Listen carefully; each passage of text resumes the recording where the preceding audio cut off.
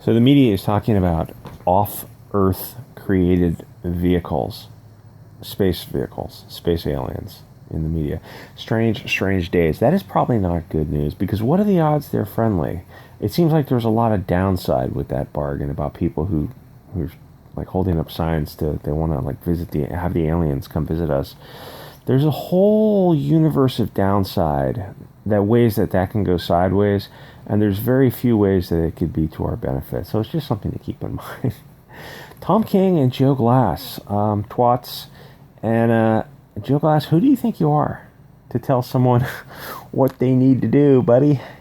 Let's go back to selling the pride. How well is that selling?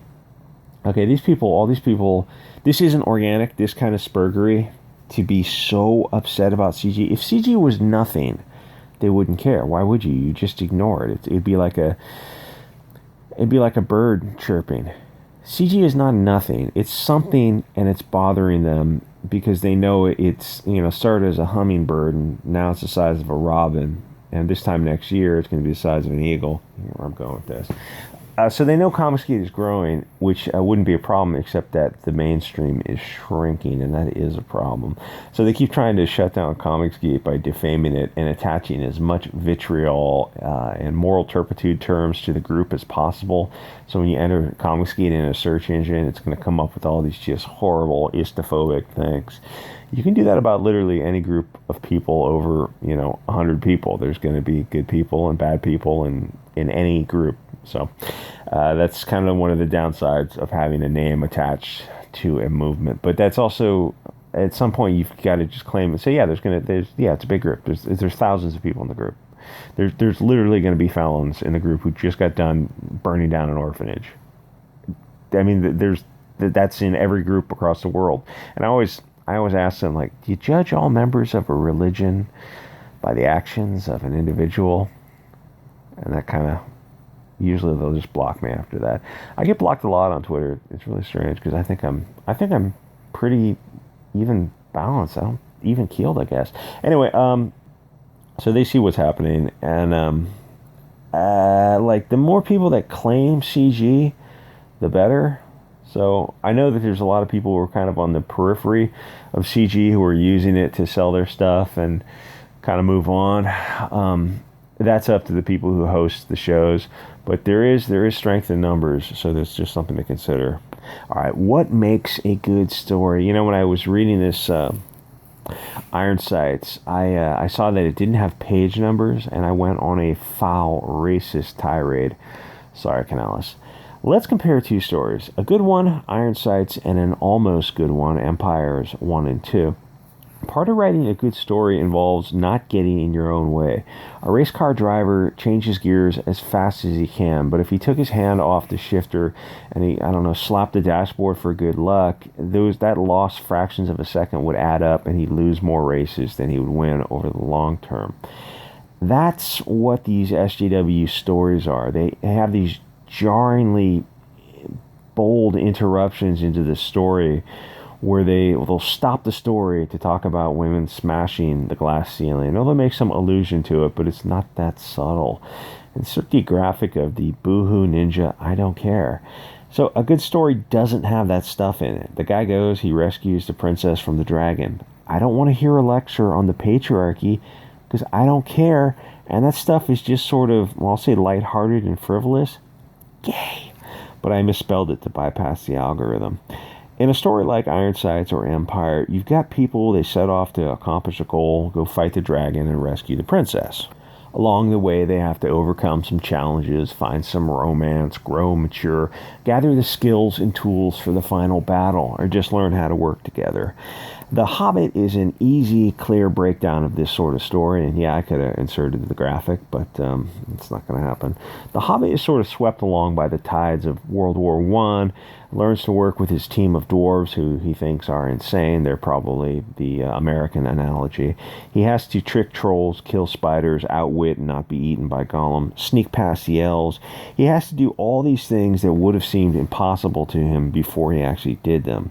The difference between lessons and propaganda, and to be honest, any point of view can be thought of as propaganda, but from the Greeks, New Testament, Shakespeare, C.S. Lewis, Tolkien, H.C. Anderson, their morals were moral. They affirmed family, the homeland, life, order, nationalism. Strong patriarchy builds a strong family, which builds strong communities of one people with similar values. That builds a strong nation. So yes, of course, lessons are moral and right because I agree with them, and propaganda is haram because the enemy believes in it, but I can prove it. These classic stories affirm life and family. At the end of Return of the King, the plucky little hobbits return home to kick out the commies who had infiltrated their town. They realize that war has many battlefields. While they were fighting in open conflict with the orcs, the globalists had started to rot and corrupt their way of life. I guess the hobbits didn't know that diversity was their strength. Classic stories flow. These SJW stories written by cat ladies are abrupt and jarring. Yes, giving them the vote was a mistake. Modern Marvel stories will have pregnant women fighting.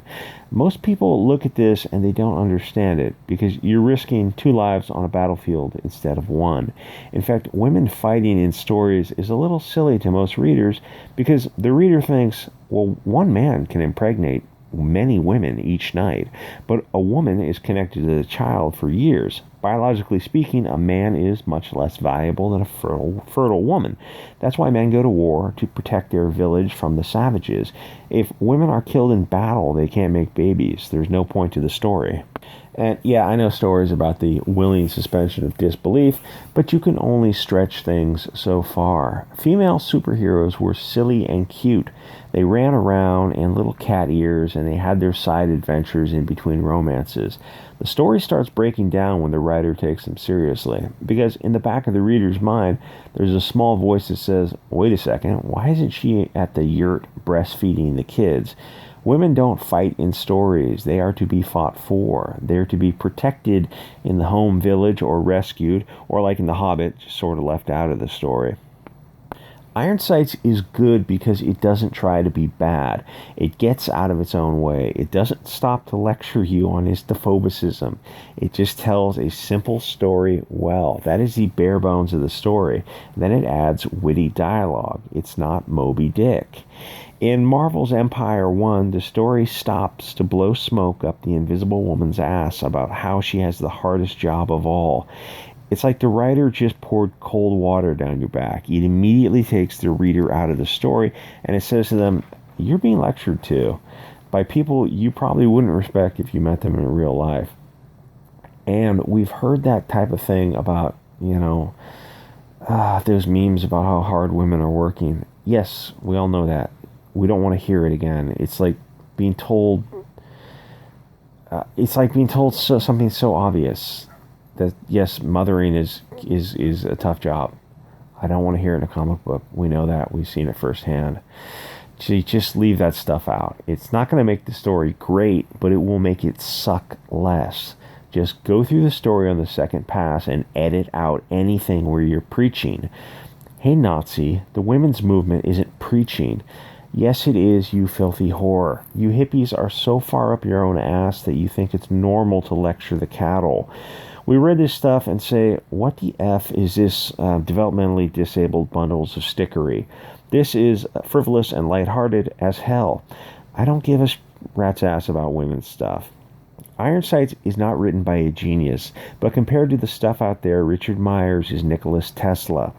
Let me take one page, for example. A guy sees the Mexican drug cartels about to snuggle, and depart someone. So our protagonist sends a 173 grain through their head. That is the summary. He then has to deal with the consequences of that act. Now, I've read a dozen books, similar characters, not the exact same storyline, but very, very close. And I suspect Myers either read those books or saw the films that some of them were turned into. A cowboy, a Han Solo, Indiana Jones, or an Aragon type character whose life has had its ups and downs, but he's got a strong moral code. Protect the kingdom, protect his people, try to do no harm, but kill any motherfucker who brings war to your borders. Some of his character development is taken directly from Elmore Leonard, George Lucas, Henry Rider Haggard, Robert McCammon, with some David Barry thrown in there. I read it and Jawbreakers, and it seems like A-level writing. It is very good, but it's mostly that most mainstream stuff in the past 30 years is F-level writing. I mean, I've talked about how bad mainstream writing is, but let's just cut the BS. Soy boys will write soy stories. Their whole experience is being picked last for sports and paying for sex, then going home and drinking Zimas and crying themselves to sleep. Sorry, Mike, Zimas are just sugar water for gay alcoholics, but at least gays do Adderall to stay skinny. A soylent person can't tell a story like Lonestar or Ironsights. The stories deal with bad guys who blue-haired communist lesbians view as marginalized and oppressed because of their geography. But this is where reality comes up against the ideology. The truth is, there are a lot of very bad people from that part of the world. How do you tell a story about Mexican drug cartels if you're a leftist? Think about that for a second. You can't. You just can't tell the story without changing things to the point of absurdity. The Mexican dealers would have to be replaced by German supremacists who are running the coca farms.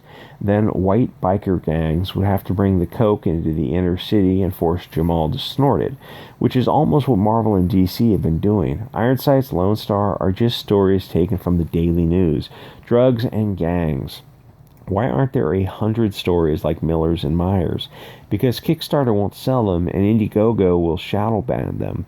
Every year the censorship just gets worse and worse. If I remember Jawbreakers, they are basically the Ghostbusters, but with more corporal entities. So he's on safer ground fighting robot monkeys stolen from Stephen King's The Dark Tower. In Ironsights, the Aragorn Indiana Jones cowboy character has his adventures, and if I recall, turns into Jack Reacher at the end, which sets himself up for a few dozen sequels. Hopefully they skip the book where the general's daughter is a BDSM freak and the don't ask, don't tell storyline with the yogurt joke. God, that grossed me out when I read it. I read all those guys' books. They're much better than the film.